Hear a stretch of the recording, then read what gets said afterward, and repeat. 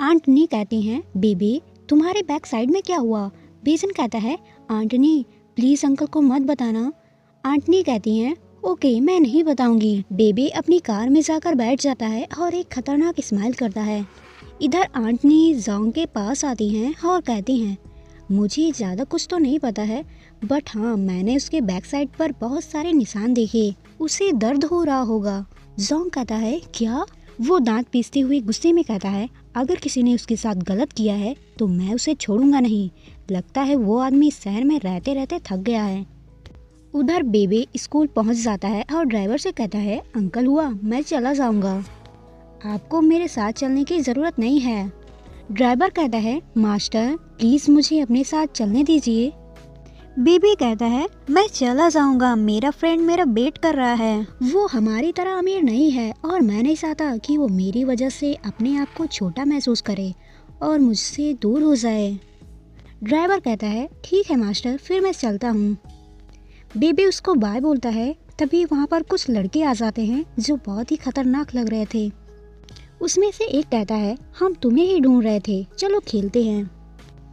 Baby कहता है, मेरी क्लास है मुझे जाना होगा।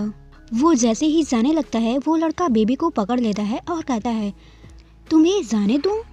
बेबी वहीं पर गिर जाता है। तीनों लड़के उसे घेर लेते हैं और कहते हैं, इसे देखो ये सही से खड़ा भी नहीं हो सकता। सभी उस पर हंसने लगते हैं। वहीं दूसरी तरफ जोंग उसके स्कूल आता है। उधर वो लड़का बेबी का बाल खींचने लगता है। तभी बेबी की नज़र अपने अंकल पर पड़ती है। वो मन में कहता है, अंकल जोंग यहाँ पर?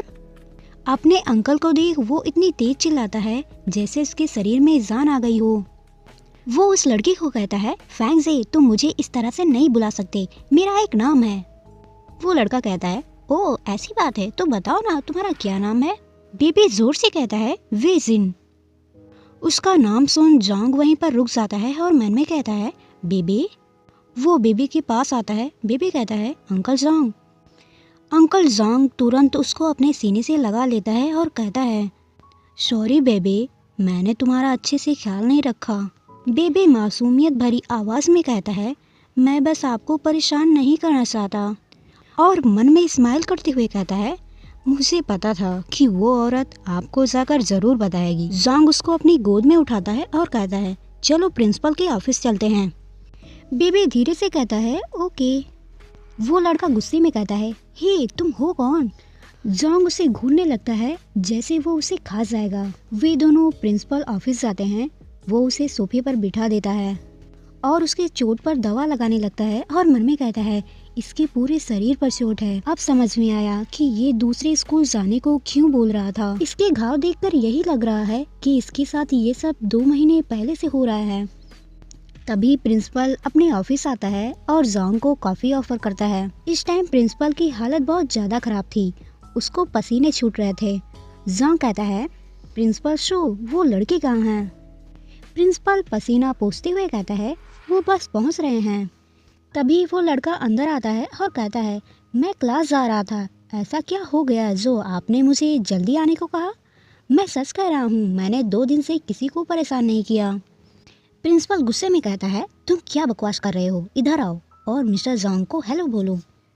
वो बड़े ही एटीट्यूड में कहता है, हाय मिस्टर जोंग। तभी उसकी नज़र बेबी पर जाती है। वो गुस्से में कहता है, ये लड़का ये यहाँ क्या कर रहा है? जोंग स्माइल करते हुए कहता है, प्रिंसिपल सू लगता है आपने इसको अभी तक सबक नहीं सिखाया। वो लड़का गुस्से में चिल्लाता है। तभी प्रिंसिपल उसे पीछे से एक जोर का लात मारता है और कहता है, मिस्टर जोंग से माफ़ी मांगो। जोंग प्रिंसिपल की पोल पट्टी खोलने लगता है। मैंने सुना है कि हाल ही में आपकी वाइफ ने बच्चों के लिए चैरिटी संस्था खोली है और वो भी माउंटेन एरिया में। मैंने ये भी सुना है कि प्रिंसिपल सू को काफ़ी फ़ायदा हो रहा है।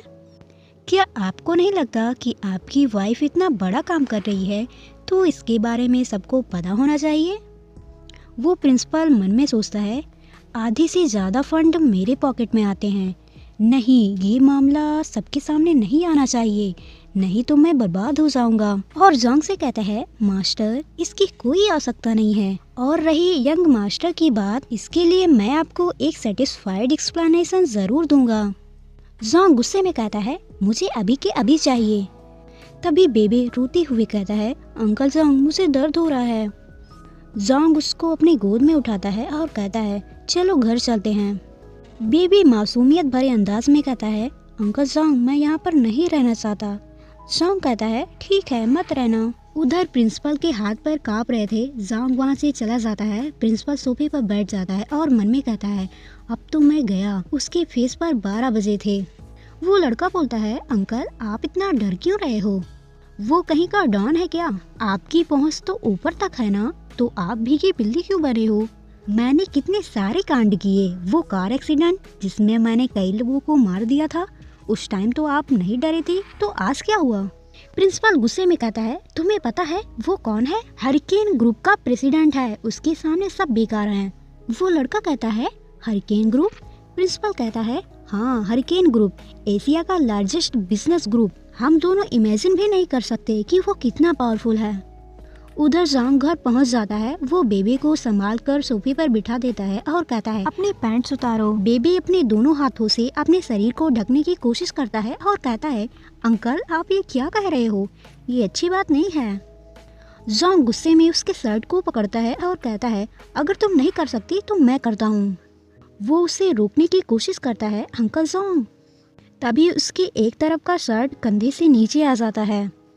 जोंग की नज़र उसके शरीर पर जाती है। उसके शरीर पर बहुत सारे चोट के निशान थे। वो देख हैरान हो जाता है और उससे दूर हो जाता है। बेबी अपने आप को जल्दी से छुपा लेता है। जोंग कहता है तुमने मुझे क्यों नहीं बताया? क्या मैंने तुम्हें इसलिए बड़ा किया कि तुम बाहर जाकर मार खाओ? क्या तुम्हें फाइट करना नहीं आता? तुमने इतनी बड़ी बात मुझसे क्यों छुपाई? क्या तुम्हें मुझ पर भरोसा नहीं है? वो तो मुझे निहोंग ने बताया, नहीं तो कभी पता भी नहीं चलता। बेबी रोने लगता है और मन में कहता है ऐसी कोई बात नहीं है। वो उसका हाथ पकड़ता है और कहता है uncle Jong I am sorry. वो जोर जोर से रोने लगता है और कहता है ऐसा नहीं है कि मैं आप पर भरोसा नहीं करता। इस छोटी सी बात के लिए मैं आपको और आंट नी को डिस्टर्ब नहीं करना चाहता था। जोंग उसके बालों को सहलाते हुए कहता है क्या तुम पागल हो? मैंने तुम्हें बड़ा किया है तो तुम्हारी प्रॉब्लम मेरे लिए छोटी कैसे हो सकती है? जोंग कहता है अब से मैं घर पर ही रहूंगा और तुम्हारा अच्छे से ख्याल रखूंगा। वो उसे अपने रूम में जाने को कहता है। बेबी उसे गुड नाइट बोलता है और वहाँ से जाने लगता है। जोंग उसकी तरफ देखता है। उसकी आंखों में बेबी के लिए चिंता थी। बेबी क्यूट सी स्माइल करते हुए कहता है डोंट वरी अंकल जोंग मैं अब बिल्कुल ठीक हूँ। वो अपने रूम की तरफ जाने लगता है। तभी उसकी मुलाकात आंट नी से होती है जो जोंग की आवाज़ सुनकर उसके रूम से बाहर आती हैं। बेबी कहता है आंट नी कहती हैं बेबी काफ़ी रात हो गई है, अब तुम्हें सो जाना चाहिए और हाँ याद से अपनी चोट पर दवा लगा लेना। बेबी कुछ नहीं बोलता। आंट नी जोंग के पास जाती हैं और उसके करीब जाकर बैठ जाती हैं।